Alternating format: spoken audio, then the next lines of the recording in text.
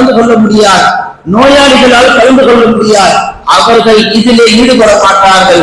அவர்களும் இவர்களும் சமமாக மாட்டார்கள்.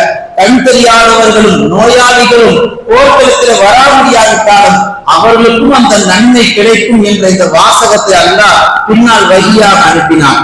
மன்னர் ஹாரூன் ரஷீத் கேட்டார், நான் உங்களை ஏன் சபைக்கு வந்து பாடம் சொல்லி கொடுக்கவும், நீங்க இந்த சம்பவம் சொல்லி காட்டவும் என்ன தொடர்பு என்று கேட்ட பொழுது இமாம் மாலிக் விளக்கி தருகிறார்கள், அப்படி இல்லை மன்னரே, இமாம் அழகாக சொன்னார்கள், இந்த ஆயத்து முடிந்து விட்டது.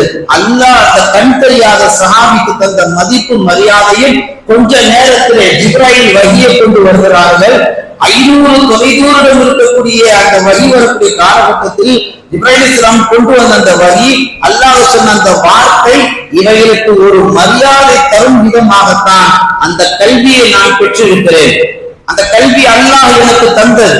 அல்லாஹ் தந்த அந்த கல்வியை சாதாரணமாக நீங்கள் அழைத்து விட்டால் உங்கள் தர்பாரில் வந்து சொல்லிக் கொடுப்பதற்கு கல்வி ஒன்றும் நடுவத்தில் கிடையாது.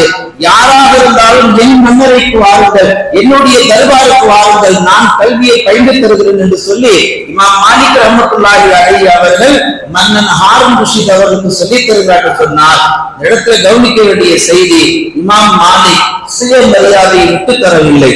பெரிய மார்க்க மேதை, மிகப்பெரிய ஒரு ஆசிரியர், ஒரு கிதாபை தொகுத்து உள்ளூர் மக்களுக்கு பாடம் நடத்துகின்ற அளவுக்கு பெரிய ஆற்றல் உடையவர்கள்.